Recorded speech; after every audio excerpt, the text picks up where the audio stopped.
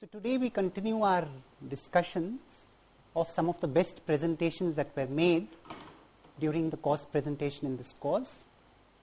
We have the fourth and the final presentation today by Dheeraj Sarvaiya. The theme of his presentation would be signal processing based on the model of a ear. So he has attempted in short to model the human ear and to explain how it could be thought of as a system which carries out processing of signals. I now invite Dheeraj to put forth his ideas on the subject.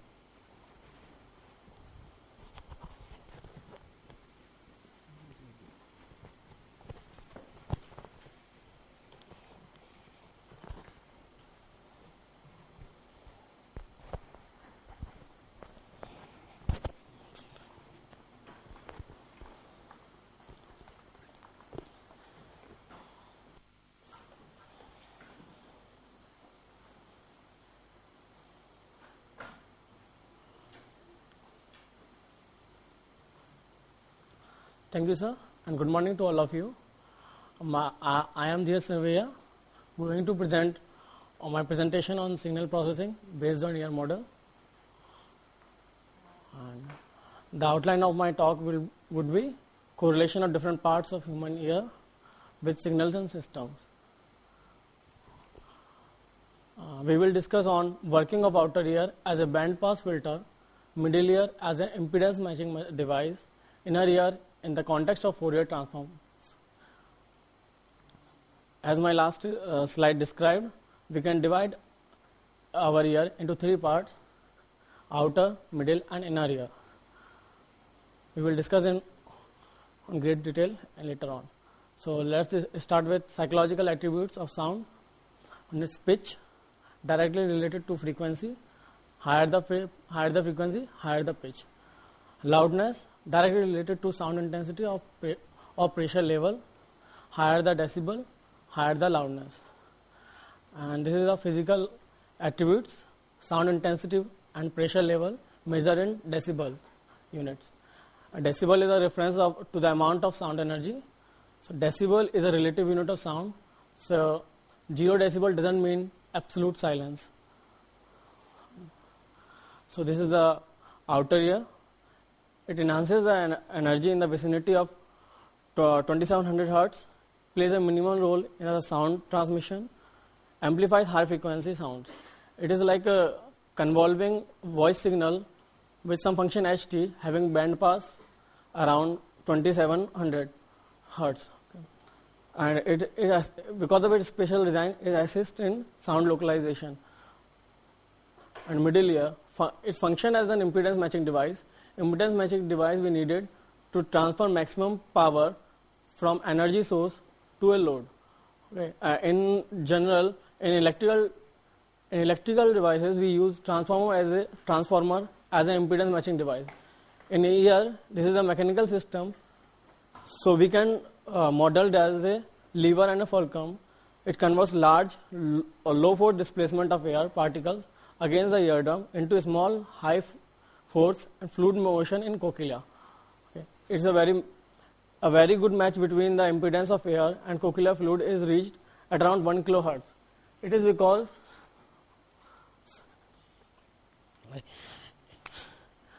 if we have some energy source and some resistance over here, and this is our load,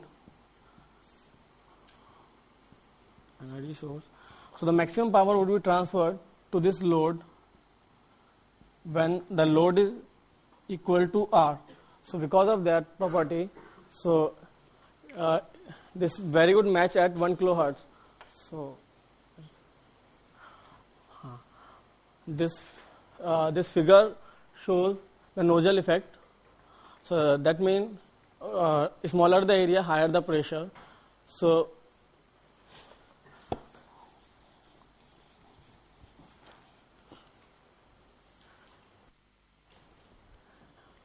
smaller the area, higher the pressure. So this is the area of eardrum is very high as compared to oval window, as we can see over here. So the pressure over the oval window is very high as compared to eardrum. So it is like P1 in eardrum equal to P2 into area in oval window. So the pressure at the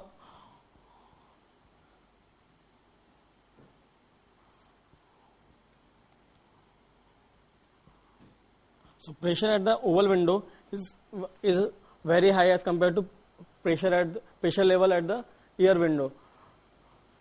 Sorry. So it is like multiplying any function by some constant so it's like low pass filter with some gain of a say constant a. Okay. So sound transmission in inner ear. So we will discuss on role of steps and basilar membrane. So this is our middle ear. This is hammer, anvil, and this is steps, and this is cochlea, this one, and this is basilar membrane. Okay. The role of step is it works as a link between for transforming vibration from middle ear to inner ear, and the basilar membrane is work as a separator, frequency separator that we discuss in Fourier transformer. Cochlea is this one. It is a part of inner ear. It's a bone shaped. It's a bony structure. So it's coiled like a snail shell. Length of cochlea is 35 mm. We will not discuss on this chamber of cochlea. Membranes of the cochlea is we will discuss on basilar membranes, which divide scala media and scala tympani.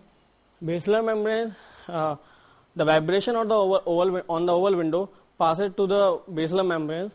So the basilar membrane is work as an frequency separator. It separates different amplitude. It separates amplitude at different frequencies. So the frequencies are between 20 Hz to 20 kilohertz. So this is the sound range of our human ear. So we can hear any range between this. On this, my working model is based on this only this concept. So like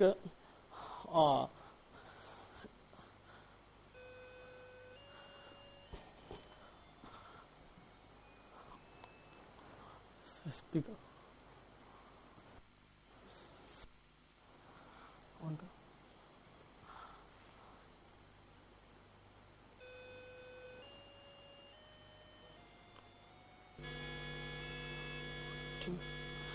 So the concept behind this is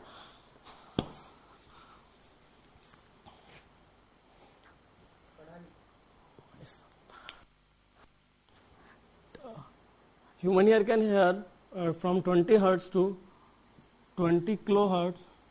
So take any interval between this, say 1 kilohertz to 4 kilohertz. Okay. 4 kilohertz. Now 4 subtracted kilohertz divided by 8, because it's octave, we are generating octave, so it will 3 upon 8 hertz. Okay. Now from any pin, means a pin of this MCU, generate this frequency 1010 and this frequency for some delta t. After delta t, increase the frequency by 3 by 8 kilohertz. Then again and again. After delta t, kilohertz plus 3 upon 8 into 2 kilohertz. So this will give you this sounds like sa, and the next one sa re, keep on increasing. Okay. So on this, this is based on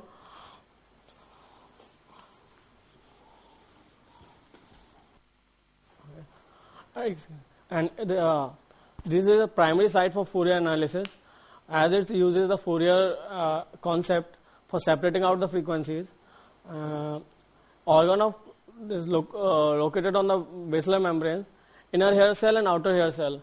These are like sensor. They sense frequency and loaded to the nerve auditory nerves that carry these frequencies to the human brain. Okay, so these are like sensor, inner hair cell and outer hair cell. Outer hair cell respond to the sound between 0 to 40 decibel unit, and inner hair cell responds to sound greater than 40 decibel unit. Okay. 95% of the eighth nerve fibers supplies inner hair cell, and 5% of the eighth nerve fibers supplies outer hair cell. Okay. This is the organization of cochlea. Higher the frequency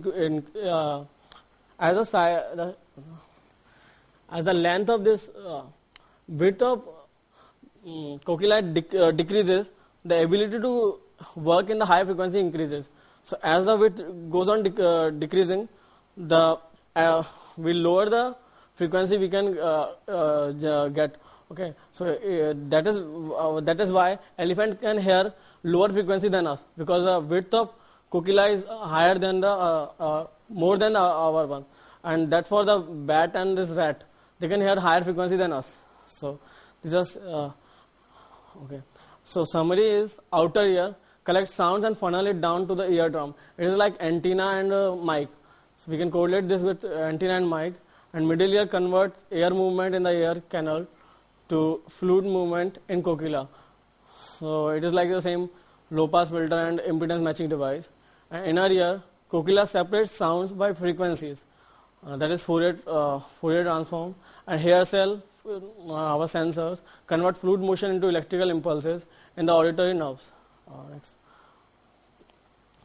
So conclusion. In the context of signals and system, outer ear signal act as a voice energy that we get, and system as a band pass filter with a bandwidth ranging from 2.7 kHz to 20 kHz.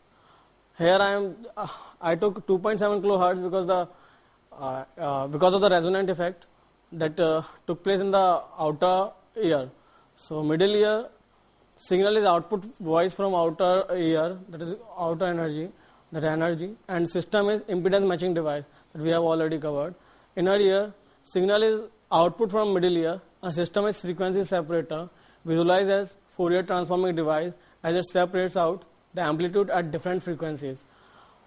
And finally, the electrical signal transmitted by auditory nerves can be visualized as transmission lines because they carry these signals to the brain. Okay.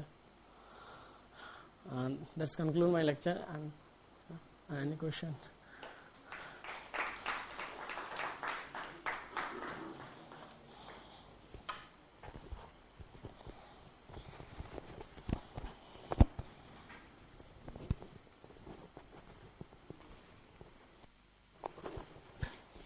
That was indeed a very, very good presentation by Dheeraj on the model of the human ear in the context of signals and systems. So let me invite questions first from the audience, or any comments or any additions or points that you would like to add to the ideas already presented. Yes, Uday. You pass the... Check if it's on. Yes. How exactly are fluid movements converted to electrical? Yeah, it's an answer. The question is, here. Use the mic. The question is, how are fluid movements converted to electrical movements? So would Dheeraj like to answer? Come. Yeah.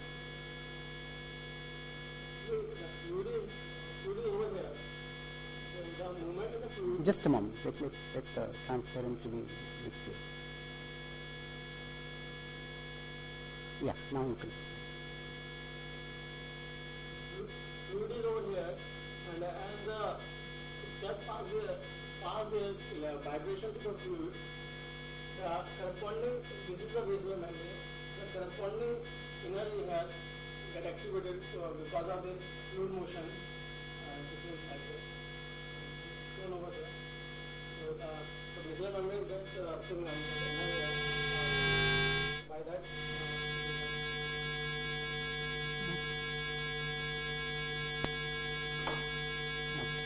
Good. So you have put that.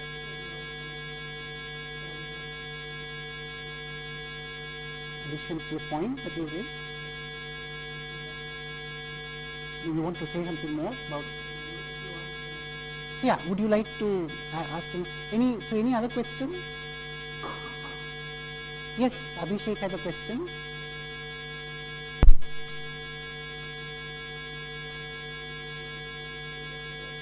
Loudly. Speak into the mic. Yeah, you can use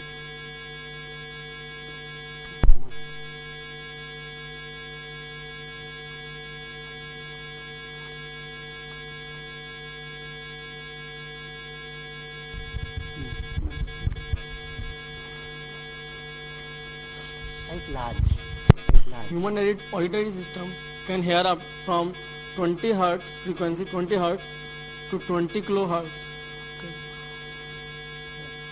So take any interval between this range. Say again 2 kilohertz to say 6 kilohertz. Now, as we have to generate octave, so 6 minus 2 upon 8 is 0.5 kilohertz. So our aim is to just generate this frequency on any pin by giving the signal 1010 with this frequency, and for some time delta t. After this, increase this frequency by 0.5 hertz. So this will sound like, for delta t, this frequency will sound like a sa, and again after delta t, this will ra, and again all instruments are based on this concept.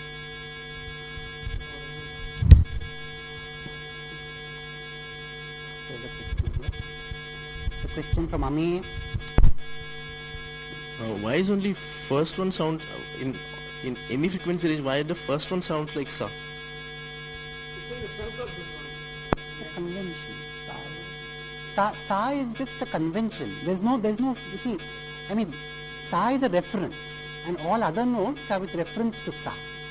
Right. Also, I thought I should add to Dheeraj's point. See, there is a difference between the Western and the Indian style of musical, delineation. In the Western style, see, the basic difference is this. I mean, you can either multiply successively by 2 raised to the power 1 by 12. If you divide the octave into, see, octave is a word which comes from 8. There are 8 basic notes, and there are also some sub notes. Now, actually, there are 12 equal divisions of the scale, typically, right? And either one can add the same frequency spacing, and you can have an arithmetic progression of frequencies, or you could have a geometric progression of frequencies. Yeah, that's the basic difference between Indian and Western, right? So what he described was an arithmetic progression, but you can also have a geometric progression of frequency, right, between the same ranges. And sa is typically a relative note, so one can fix one's reference of sa. However, in certain instruments, some particular sa or some particular middle C frequencies are fixed. For example, on the piano, the middle C frequency is fixed. C is like, sa. So one middle C is fixed, and all other notes are calculated based on middle C. Right? That's an addition to this. Any other questions? Yes, there's a question from Devendra.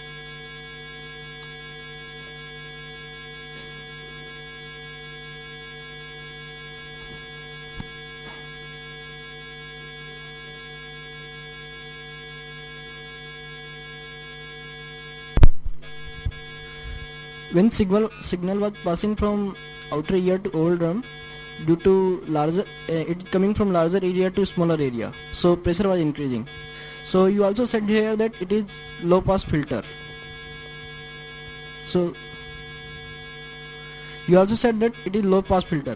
Why it is low pass filter?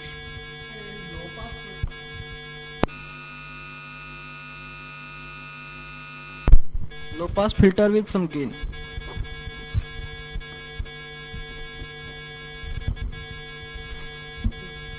it is low pass filter because whatever is the frequency, whatever be the amplitude of this coming from outer ear to middle ear, is get multiplied by some factor, means some gain, say A. So in that sense, whatever is the frequency is coming over here, it's multiplied by A, and this is constant. So because it is a ratio of area, and some other factors are also there. So basic concept is this: so because it's multiplied by some constant because of the area difference. So that's why it is low pass. Why is it being called low pass? That's the question. Why are you calling it low pass? So because it's not all frequency is not multiplied by this, because our 20 kilohertz is not multiplied by this. So you know, the idea is that it's low pass in the sense that, you know, it passes or it emphasizes frequencies up to 20 kilohertz. So in that sense, is it low pass? All right. So we'll take it in that sense. So in that sense, it's also band pass because you know, from 20 to 2.7 kilohertz to 20 kilohertz. Right? Any other questions the audience may have? Very good. So I think we should thank Dheeraj for an excellent presentation and appreciating the conventional way. Yes, there's a question for Sangeeta. Yeah.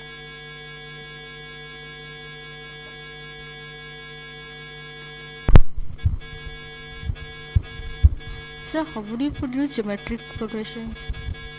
You have produced arithmetic one, but how would you produce geometric ones? How would you put a geometric progression? How would you have a geometric progression of frequency? So suppose, for example, suppose F1 is your lowest, FL is your lowest frequency, and FU is the upper frequency.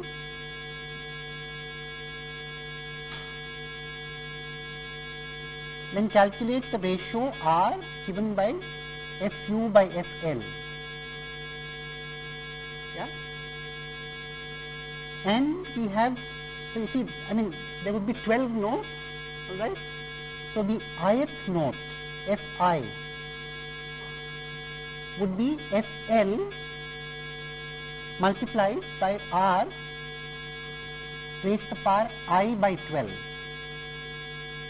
where I would run from 0 up to 11.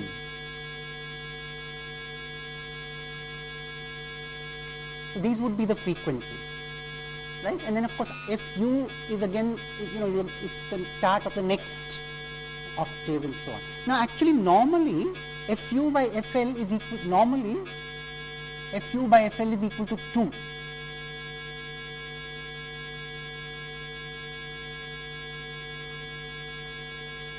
That's what it means. In fact, for the human ear, when we hear a note which is exactly at double the frequency, it gives us the impression of the same note being played at a higher scale.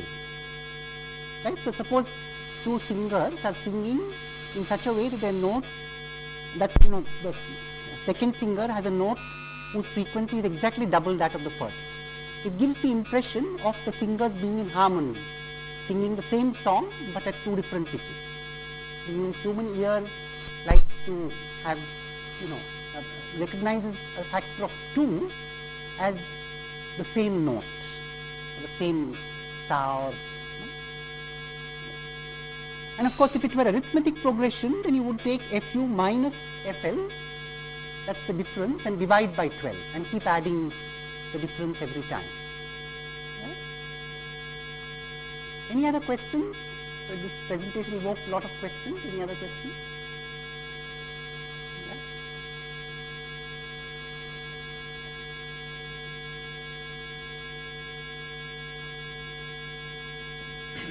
Yeah. Well then, with all these presentations, we've seen adequately the relevance of filters, so the relevance of system models, and in fact the relevance of transforms as well. Our human ear, as Dheeraj pointed out, the inner ear is almost like a Fourier transformer, right? It's gives you the impression of carrying out a spectral analysis operation. So, I must congratulate all the speakers, all the presenters for having brought out some very pertinent ideas in signals systems very well through practical or realistic examples. Yes? Now, in the last phase of the course, we must complete our discussion then of system models in the generalized transform context, right? So, we had this little interlude where we essentially looked at various real life situations that inspired system models. Now, as I said, we shall focus on one of the most important classes of system models, namely the linear constant coefficient equations, either difference or differential. Yeah? Let's look at the linear constant coefficient differential equation in the most general sense.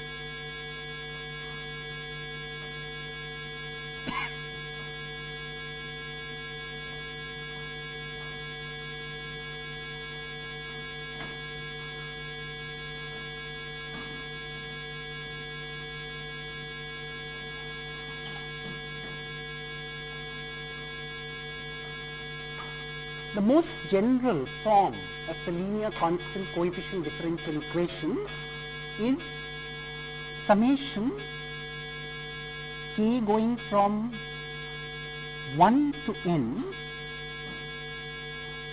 ak dk yt dt raised to k, that's the kth derivative, plus summation L going from 0 to m dl dl xt dt raised to L is equal to y.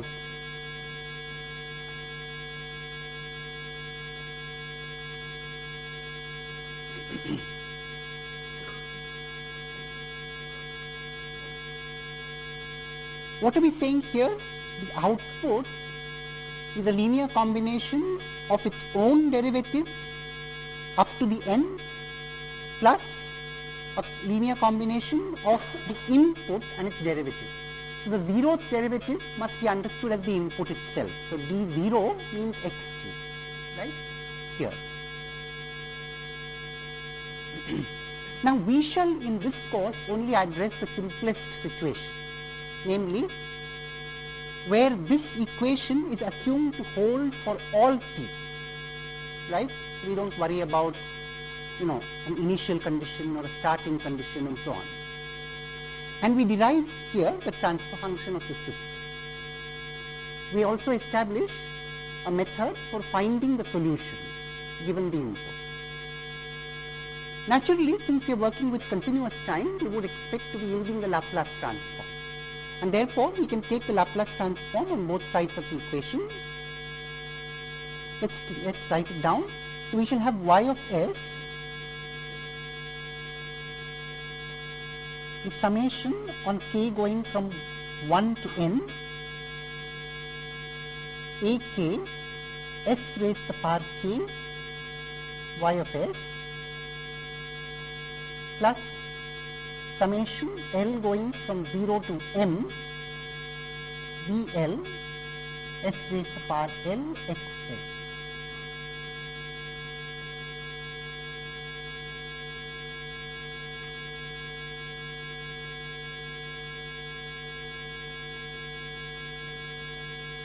From which we can simplify the equation and write down the system function ys by xs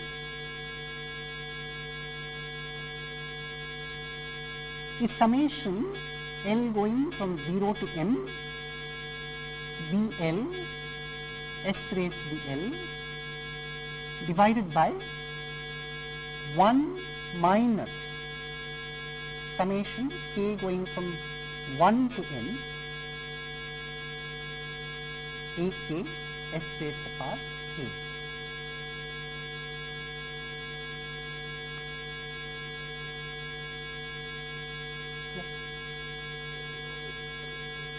Yeah, here I am considering the simplest situation where, well, I am assuming this equation holds for all t. Yeah, that's the simplest way of looking at it. So, the situation of initial, of course, at this moment, all that I am interested in is being able to get a solution to this, assuming this equation holds for all t. When the equation holds for all t, this is valid.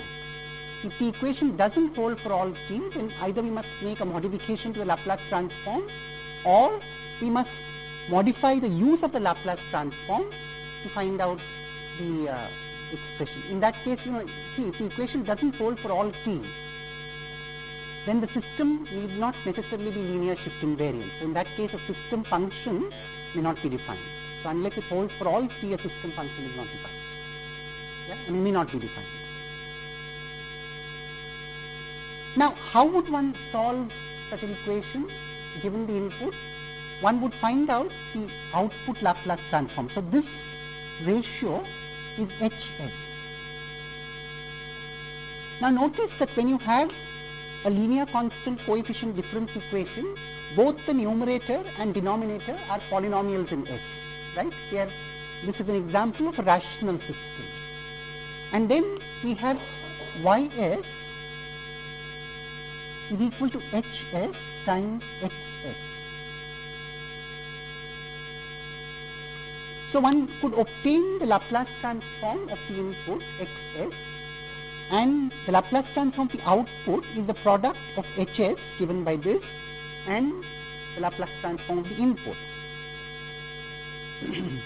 In particular, if Xs is also a rational input means, well, actually what does rational, of course, a rational system can be understood as a system which could be modeled then with a linear constant coefficient difference equation. So now you see there is a one-to-one correspondence between rational systems and systems that can be modeled with linear constant coefficient differential equations. Is there any other way of understanding rationality in terms of signals? Here we are talking about system behavior, but what about signals?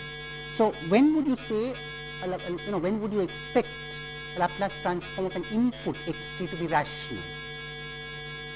Yeah?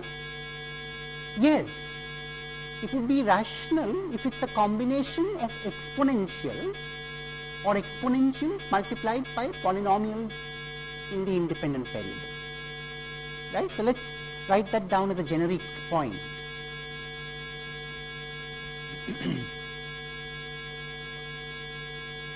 Xt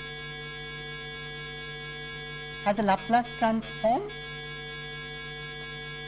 Xs, which is rational,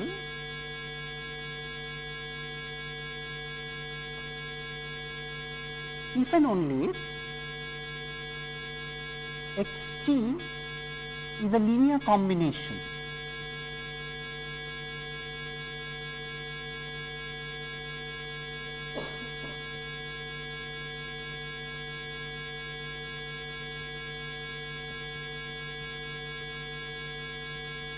of two kinds of terms, exponentials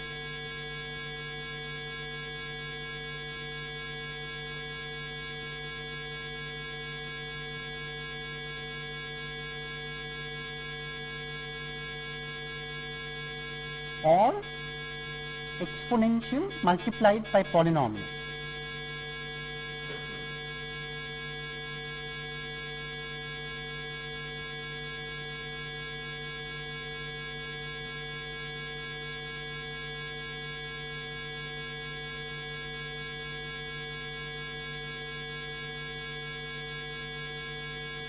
Example would be say t square times e raised to the power minus alpha t u t.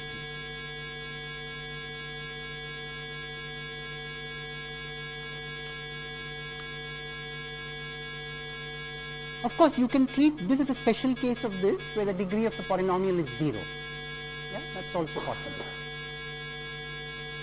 So one might in general say that if xt is a linear combination of exponentials modulated by polynomials in the independent variable, its Laplace transform is rational. In fact, it's both ways, if and only if. If the Laplace transform is rational, it is not difficult to show that the signal itself must be a linear combination of exponentials modulated by polynomials. Yeah? It must be a finite combination. That's quite correct. It must be a finite combination. So as Nirmesh points out, it must be a finite combination. In fact, that's the whole idea of rationality, a finite linear combination of exponentials modulated by polynomials. Yeah? Now, in fact, the same concept can be carried over to the Z transform. So, I would now just make little changes in the notation here. So, if you have a discrete sequence xn whose Z transform is xz,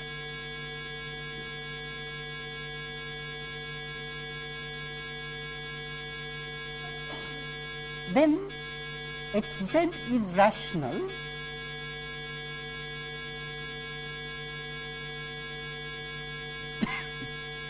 if and only if xn is a linear combination of either exponentials or exponentials modulated by polynomials. The difference is that the exponentials would appear like this, alpha raised to the power of n. For variety, let's write u minus n here. And let's take a polynomial, n squared plus n, which is like beta raised to the power of n, un.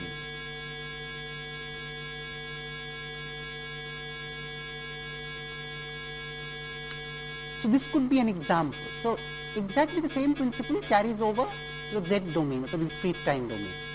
The Z transform is rational if and only if the sequence is a linear combination, it's a finite linear, maybe I think I should emphasize that or stress that, it's a finite linear combination of exponentials or exponentials multiplied by polynomials in the independent variable.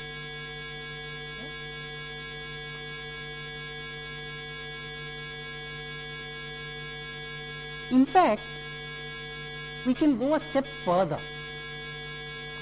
We can make a remark on what kind of exponential terms there would be. What is it that plays a role in the exponential terms? Let's take an example.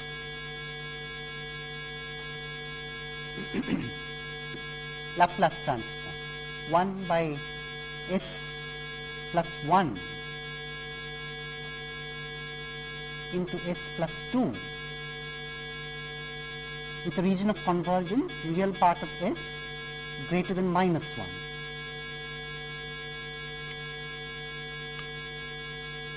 Yeah, so this can of course be split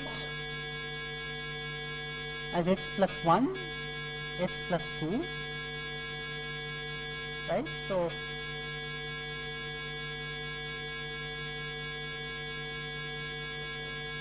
plus 1, sorry, 1 and minus 1, that's right, is that right? Yeah. Now, what would be the inverse Laplace transform of these terms? Well, since real part of s is greater than minus 1, it's also greater than minus 2, and therefore, this would give us e raised to the power minus t ut minus e raised to the power minus 2t ut. So it is very clear that the poles of the Laplace transform play a role in determining the exponential terms. What plays a role in determining whether it's an exponential term, a pure exponential term, or it's an exponential term modulated by a polynomial? The multiplicity of the pole. If the multiplicity of the pole is p, then the degree of the polynomial would be p minus 1. The degree of the polynomial multiplying the exponential would be p minus 1. Now these principles hold both for the Laplace transform as also for the Z transform. In the Z transform also, for example, suppose in place of this I had a Z transform. For variety, let us take a multiple pole. Suppose I had the following Z transform, 1, 5, 1 minus, let me make it 1 minus half Z inverse the whole square, and 1 minus 1/3 Z inverse. And I took the region of convergence to be mod Z greater than half.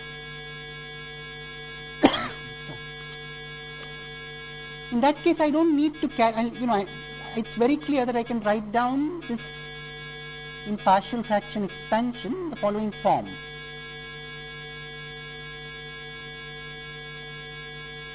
So we could call it A12 plus A11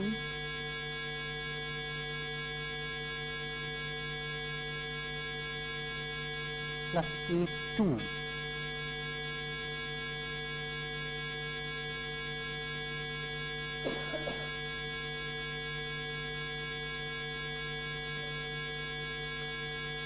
oh, I'm sorry, the bracket must be on square. Yeah?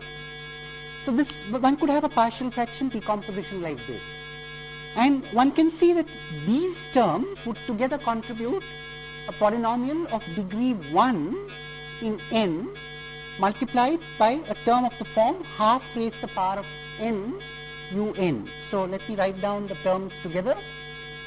With this region of convergence, these together would contribute some A0 plus A1n times half raised to the power of n un, and this would contribute 1/3 raised to the power of n un multiplied by some constant A21. Let's call it B.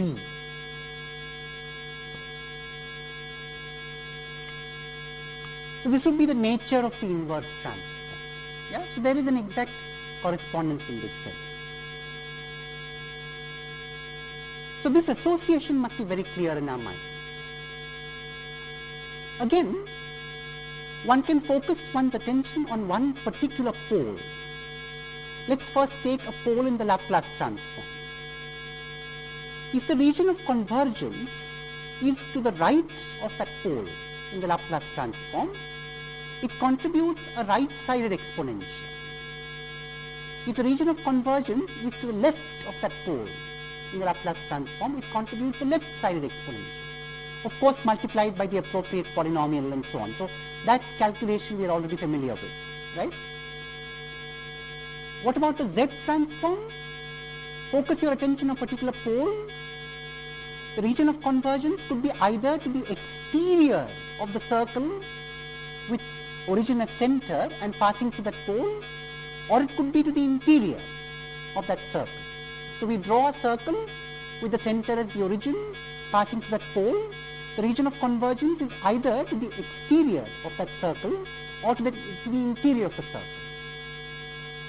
If it is to the exterior of the circle, it contributes a right-sided exponential in n, perhaps multiplied by a polynomial in n depending on the multiplicity of the pole. And if it is to the interior of that circle, it contributes a left-sided exponential, again perhaps multiplied by a polynomial in n depending on the multiplicity of the pole. Is that right? So we are very clear how we can find the inverse Laplace transform of or inverse Z transform of any rational expression in Z. Right? For any rational expression in Z or in S, it is very clear. There is a very systematic way of finding the inverse Laplace transform or inverse Z transform. What is that systematic way? Let's put down the main steps.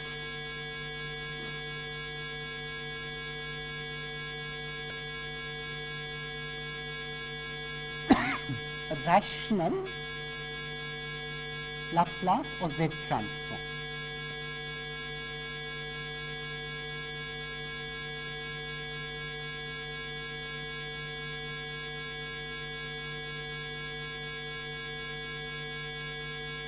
First step, partial fraction expansion.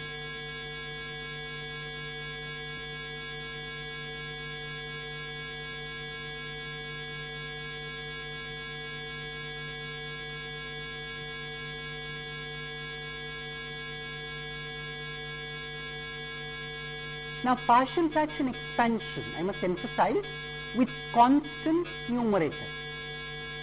So, for example, if a pole has multiplicity 4, there must be 4 terms in the partial fraction expansion, all with constant numerators and respectively with degrees of the denominator going from 4 to 1. Yes, partial fraction expansion with constant numerator.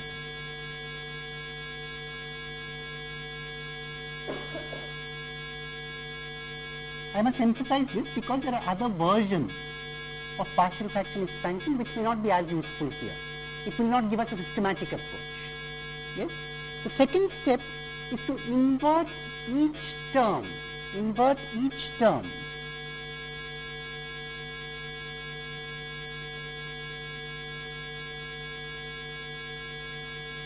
By looking at relative region of convergence.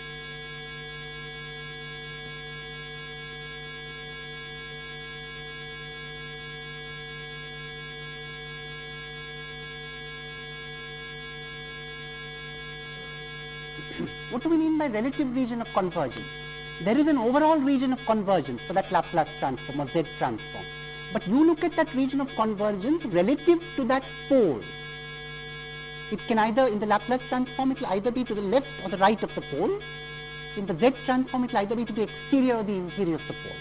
With that information, you can invert that term. Yes? And finally, the linear combination of these.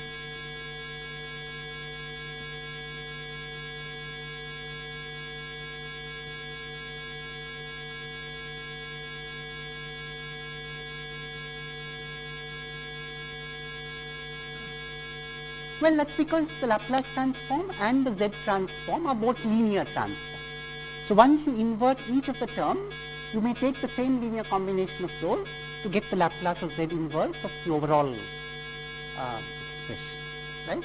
We continue from this point in the next lecture.